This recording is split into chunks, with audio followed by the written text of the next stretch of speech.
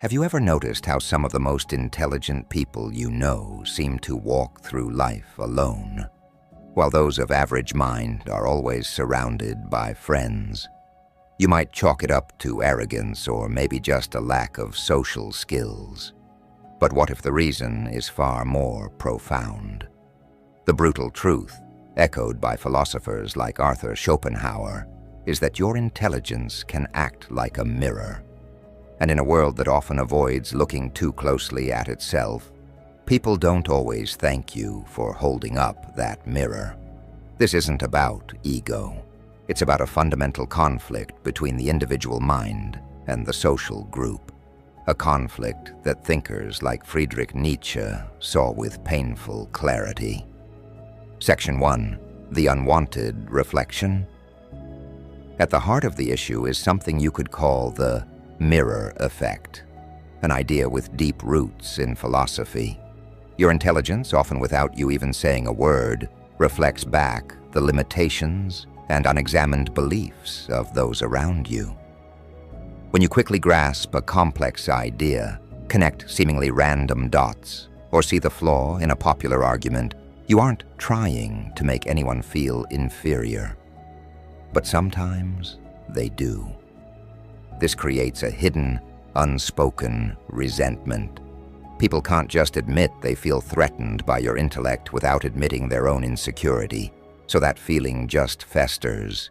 It slips out in subtle ways. You're called intense, a know-it-all, or someone who overthinks things. Each label is a gentle push to the sidelines, a small punishment for disrupting the comfortable group consensus. It often feels like society doesn't punish ignorance, but it's quick to punish the person who points out that the emperor has no clothes. Section 2. The Herd and the Outsider. Friedrich Nietzsche took this idea a step further. He argued that society largely operates on a herd morality, a set of shared, unexamined values designed to promote comfort and conformity above all else. The herd values what's average because it's non-threatening. It's driven by a deep fear of the exceptional individual who dares to rise above the collective. As a highly analytical person, your nature itself can be a threat to this order.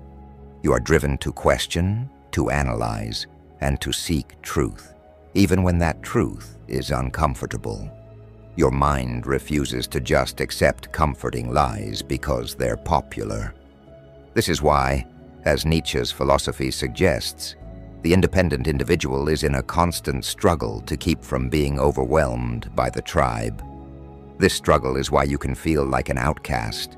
You aren't broken, you're simply refusing to be absorbed into a collective that values fitting in over thinking for yourself. Section 3. From social curse to chosen solitude. So what now? Are you doomed to be a lonely outcast? Not exactly. This is where the narrative shifts. The loneliness you feel isn't just a passive consequence of being rejected. For a mind like Nietzsche's, it can also become an active choice, a psychological necessity. He believed that true original thought actually requires solitude. The constant noise of social life, the pressure to conform, and the endless small talk are like static that drowns out the signal of deep insight. This isn't about becoming a hermit. It's about a profound shift in perspective. Instead of seeing your solitude as a curse, you can begin to see it as a space for growth and creativity. While some seek company to escape their own inner emptiness, your mind can be a rich, self-sufficient world. You start to realize that the approval you were seeking from the herd was never worth the price of your own authenticity. Solitude stops being a punishment and becomes your greatest strength, a tool for reflection, creation, and building a life of genuine meaning. This can be a lonely path, but you don't have to walk it entirely by yourself. The irony is that when you stop trying so hard to fit in with everyone, you create space for the right people to find you. Other independent thinkers who value depth and authenticity.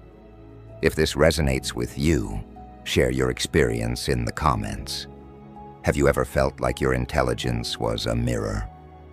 Let's build a community for those who get it. Conclusion.